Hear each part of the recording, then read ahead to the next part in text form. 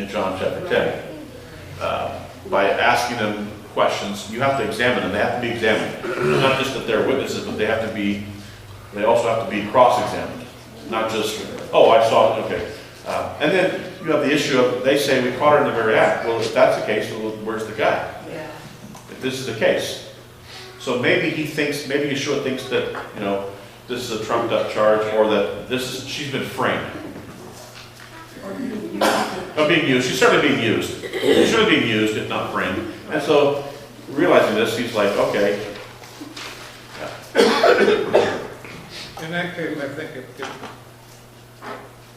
people are so quick to condemn and throw the guilt onto somebody, but Yeshua had a marvelous way of turning it back on them. Right. He said, those that have no sin, let him cast the first stone. They all came there with a pocket full of rocks. Yeah. Although it's interesting, the Torah does say this. I think he's being specific there, and I want to make this point, is that the Torah says that whoever the witnesses are, the witnesses have to be the ones to throw the first stones. Okay? So if you have come forward as a witness, and you are cross-examined, and it's found that what you're saying is legit, then you have to be the first one to throw a stone. Nobody else can throw a stone without you throwing the first stone, the witnesses. Here's what also the Torah says, which I think is fascinating. And this would clear up a lot of things in modern times. If you bring an accusation against somebody, and it's we now call it perjury, which is just a fancy word for lying. But if you perjure yourself, then whatever would have happened to the person that you perjured yourself against happens to you. Oops. So now if you say, I saw this person, kill somebody, and they say, turns out, we find out in cross-examination or whatever that this is not true, they have an alibi, then you're killed. We take you out and we destroy you because what you would have done to them, your testimony would have done to them, happens to you. So it's measure for measure. You still have to have two witnesses. Yeah, so it's, all right. We had, go ahead right here. What if somebody throws the stone first for the witnesses? That's it. Well, the question was, what if somebody throws a stone before the witnesses throw it? We don't have a case where that happened. If it had happened, you'd hope that the elders of the town would stop the proceeding before there was this kind of injustice. Because only the witnesses are allowed to throw stones first. They have to be the first ones.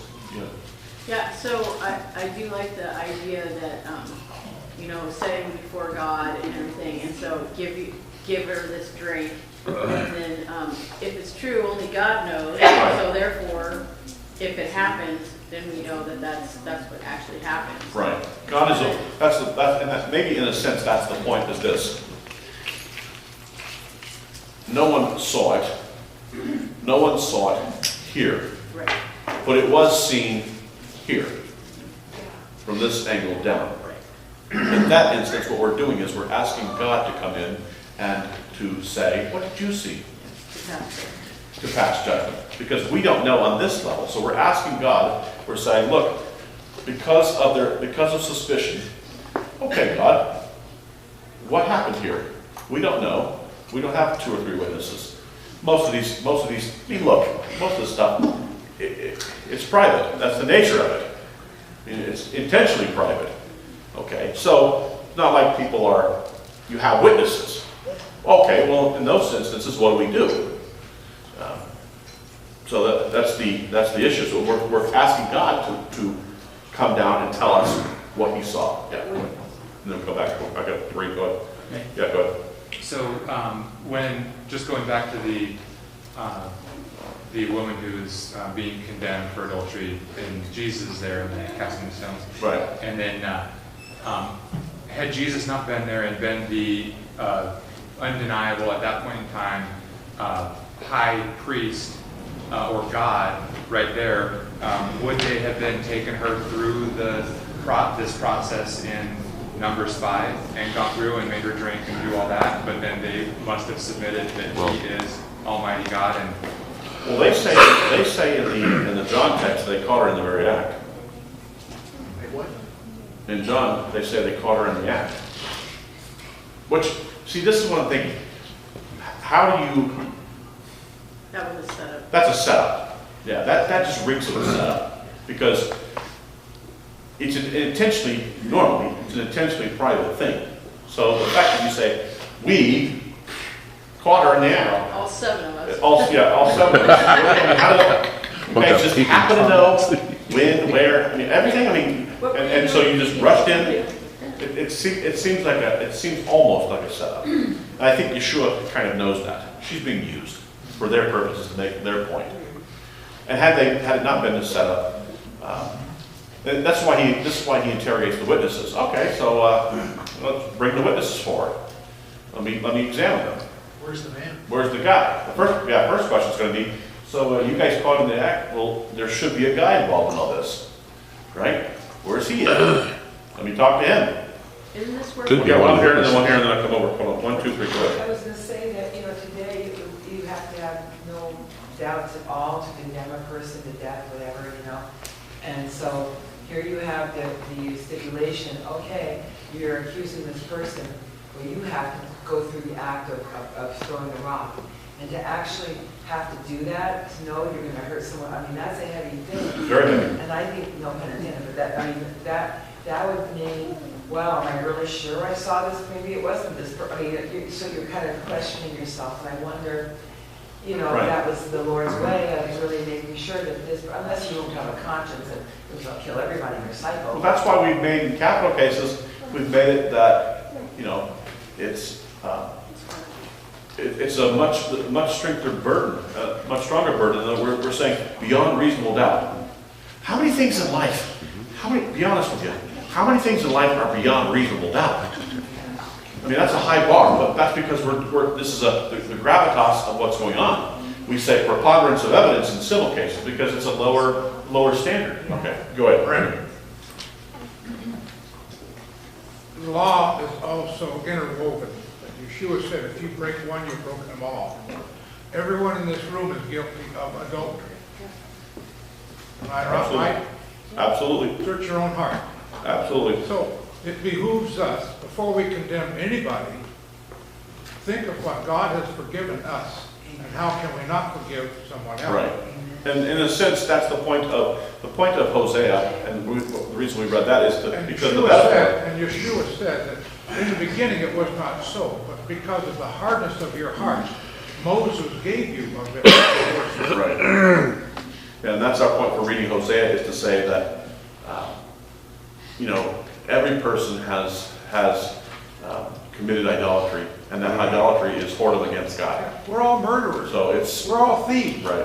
Yes. Go ahead. Your comment. A couple of thoughts. I hadn't really thought about that this was a way to avoid stoning.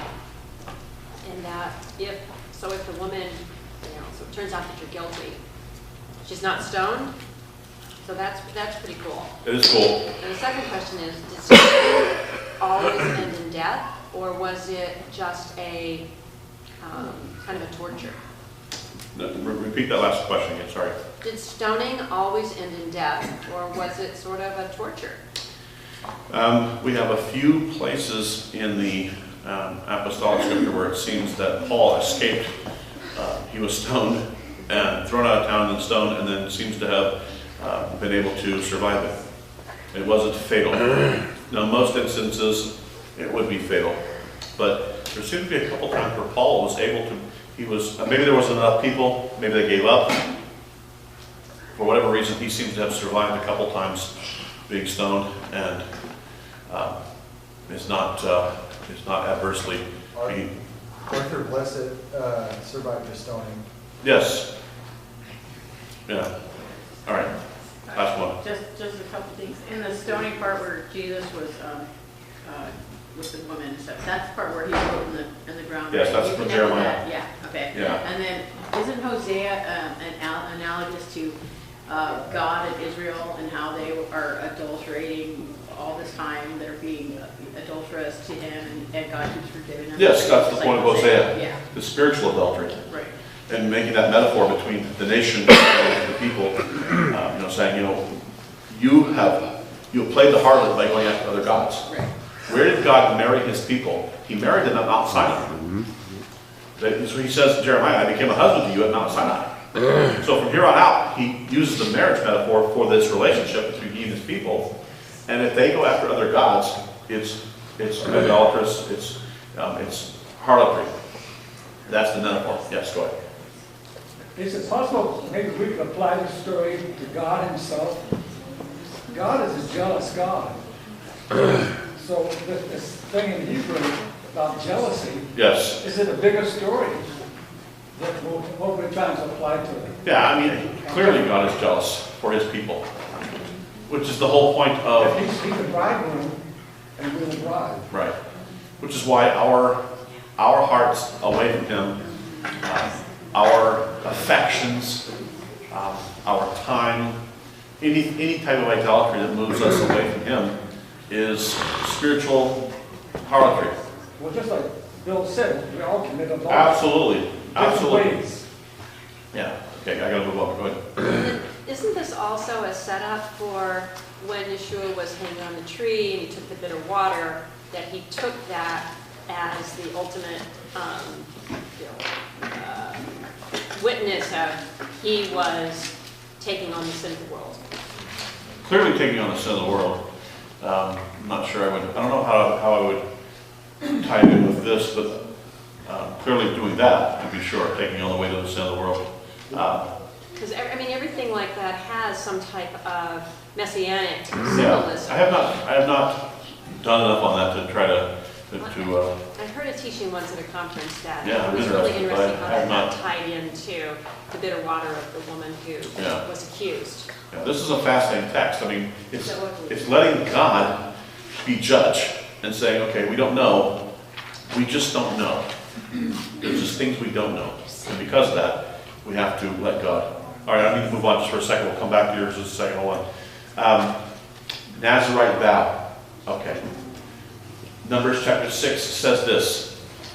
If you have a person, and it could be a man or a woman, okay, a man or a woman, they want to enter into a Nazirite vow. The Nazirite vow allowed for a person who was not connected to the priesthood. But here's why it's in this text. Because the person who entered a Nazirite vow was becoming a quasi-priest. They were doing this, they were going to have to take on the same types of things that a priest did. And in fact, in some cases, the things that a high priest did. Okay? Now, there were two types of Nazirite. The word Nazirite means to be separated. So that's how some of your translations take it. You enter a vow. Most Nazirite vows were short-term. Although we know from the Hebrew Scriptures there were those who from their birth were Nazirite. Okay? Samson is a Nazirite, as is Samuel. Okay? Now, if you're a Nazirite, that means three things. No grapes or grape byproducts in any form. Can't be raisins. Can't be the skins. No jelly, right? No jam, right? Okay, so nothing, right? So you can't, no wine. Nothing related to grapes. This way, you never even come close to being intoxicated. Okay.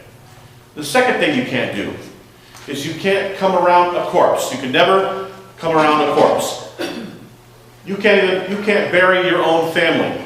You must make arrangements, if you're going to be a Nazirite, for somebody else to bury your family members should you die. Should they die. Okay. Third thing is, while you're in the Nazirite vow, you have to let your hair grow. There's two things that we can tell are life coming out of a person, and that is the nails, okay, your fingernails, and your hair. Those things grow outside the body to let us know that time has passed. You can look at a person's fingernails, and you can look at their hair and go, okay, I can see how long things have been going on, okay? That those grow outside the body. Now, if you're going to enter a Nazirite vow, you shave your head prior to entering the vow. This way we know, after the vow has started, we watch your hair grow, and as long as your hair grows, then we know that you're still in the vow. Okay. So you can't touch a corpse. Now, one of the things that happens is this.